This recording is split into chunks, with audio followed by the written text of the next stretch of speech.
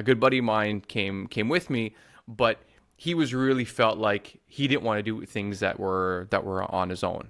He felt like we Mm. always had to go together. There was, I don't know, there was a codependent travel nature in him at that point. And I remember our first stop was Amsterdam, and he really wanted to go see this Vincent van Gogh museum, which is supposed to be amazing. I've still never been.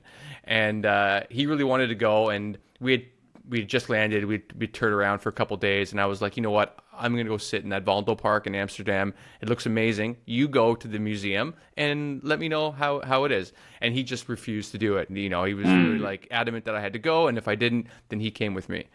And then Mm. for the rest of the trip, we kept meeting people that had been to that museum and were telling us how amazing it was. Some people bought prints, and he gave me shit for 2 months because he didn't go into that museum. And I'm like, dude, I don't care that I didn't go.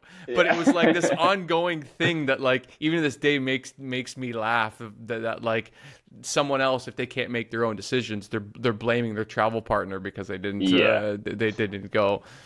For sure. And it's interesting, yeah, because we were watching this show on, I think it's on the BBC, and it's called Race Across the World.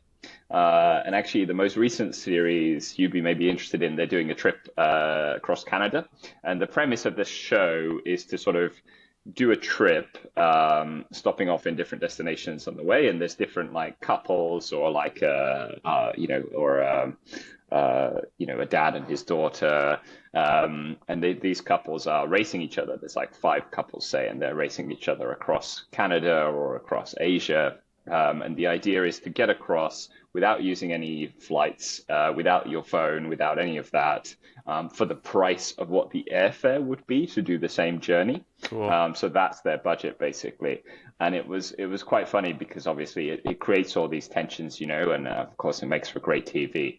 Um, but there's this moment where obviously when you're traveling, there's a lot of moments where you have to kind of come to a decision together, and you don't have perfect information. Obviously, you just got to make a judgment call.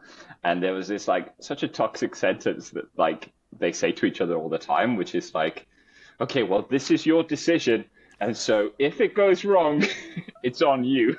And you're like, that's like the most toxic thing I've ever heard. Yeah.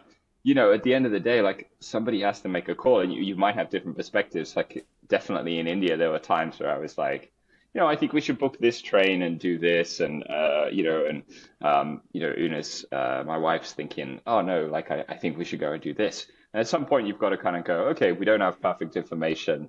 Let's make a call on this, but I'm not going to hold it over your head if this doesn't work out, right? Like that's such Right. a critical thing to kind of acknowledge. But yeah, when I heard them say that to each other, I was like, is this how people think? Yeah. Yeah, Well, yeah. well, But no, because even if you're making those decisions, that sort of environment incentivizes nobody to make a decision, right, right, right? right, And right, it's right, right. I think it's easier to fall into that mindset when like nobody's sleeping, Sure. stress is super high, and then you're like, well, I feel awful, so this has to be someone's fault. Yeah, yeah, yeah. Right. For sure. And then but You, in travel for sure, like I remember one of the best things that came out of that first trip that I did in Europe, and like even though he and I squabbled a lot trip as travelers do, like if it wasn't for him, I don't think I ever would have went on that trip. And there were so yeah. many amazing memories that we had on that trip, but what it really solidified in me was that I could basically choose my own destiny.